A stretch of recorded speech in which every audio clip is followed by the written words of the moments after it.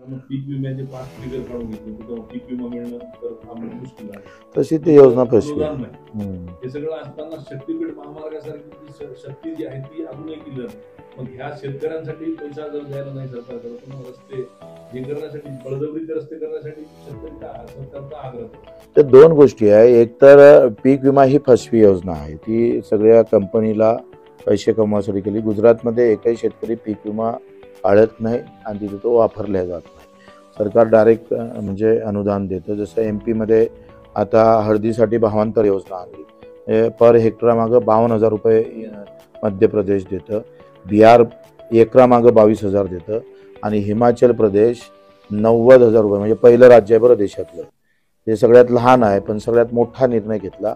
केंद्र सरकार MSP जाहीर करतं, पण या राज्यानं MSP हळदीला जाहीर केली. ते 9,000 रुपये पर क्विंटलची.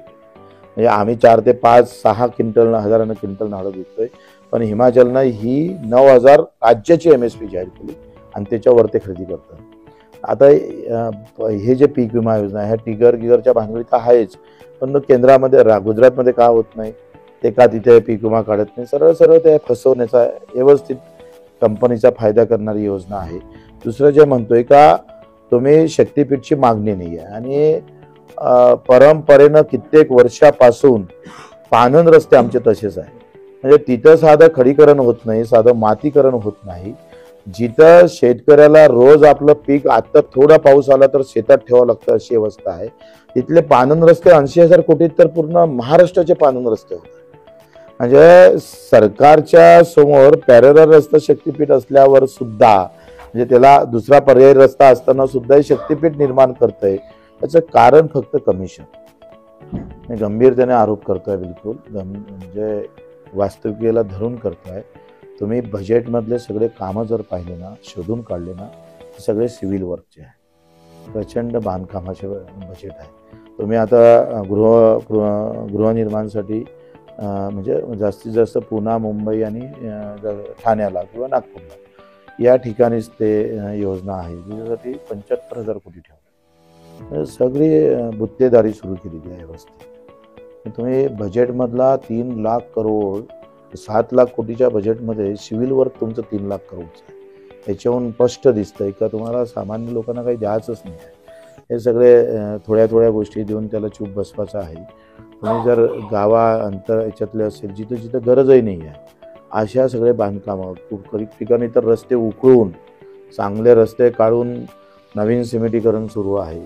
तर तुम्ही समृद्धीमध्ये कोण समृद्ध झालं याचं काय वेगळं सांगायची काय गरज आहे? शक्तीपीठामध्ये त्याच्या मागचा उद्देश काय? मागं लोकांची मागणी नसताना तुम्ही त्याच्या मागं लागले का? एकतर तुम्हाला उद्योगपतींकडून पैसे आले असेल किंवा त्यांची तुम्हाला मागणी पूर्ण करायची असेल, तर हा मोठा विषमता आहे. मी जे म्हणतोय ना का हा भेद जातीय भेद नाही, धर्मभेद नाही, हा अर्थभेद आहे. आणि ह्या अर्थभेदामध्ये आम्ही सगळे गुंडाळून टाकतो. व्यवस्थित आमचं मरण आहे. आणि मीडिया पण नाही म्हटलं, तुम्ही जरी तुमची मानसिकता हे दाखवायची असली तरी प्रॉपर मीडियाची ती मानसिकता नाही आहे. ते ज्या पद्धतीनं लावून ठेवायला पाहिजे. तुम्ही पहा की रोज OBC नेता बोलताना दिसतंय, रोज इकडे मराठा नेता बोलताना, कधी दलितांचा, कधी मुसलमानाचा. तर अख्खी TV आपण जर पाहिलं असं वाटतं का महाराष्ट्र आता रोज उद्या पेटतं की काय अवस्था आहे. पण जे खरं पेटलेलं आहे, जो शेतकरी खरा पेटलेला आहे, ते मीडियावर दिसत नाही ना. त्यात तुमचा दोष नाही आहे. आता मालकच बदलले तर काय करणार आहे? मालकच त्या विचाराचे झाले तर काय करणार आहे? नाही, काय झालंय आता 15% नफा धरून आपलं राज्याच्या कृषी मूल्य आयोगानं हा सगळा हिशोब केला. 5 विद्यापीठानं जमा खर्च काढला, जमा खर्चातून 15% नफा भेटला पाहिजे म्हणून 7,000 तरी भाव भेटले पाहिजे सोयाबीनला, असं मी म्हणत नाही, राज्य कृषी मूल्य आयोगाने. तर ही शिफारस आपण केंद्राला करतो आणि केंद्र सरासरी राज्याची काढतं. त्याच्यात आम्ही उत्पादनात कमी असल्यामुळं आपल्याला फक्त 5,328 रुपये भाव जाहीर केला. कापसाचा 11,000ची शिफारस केली, आपले भाव जाहीर केले 8,110 रुपये. ही जी याच्यात जे मरण आहे, म्हणजे तुम्ही एक सांगा का राज्य कृषी मूल्य आयोग काय म्हणतं का किमान सोयाबीनला जर 15% नफा भेटायचा असेल तर 7,000 रुपये भाव भेटले पाहिजे. आता 15% जर नफा भेटायचा असेल तर 7,000 लागत असेल तर 5,000नं नफा सोळा घाट्यात विकावं लागतं. ही तर वस्तुस्थिती आहे. म्हणजे जगाच्या पाठीवर मला वाटतं एवढी मूर्खता कुठेच नसू शकते.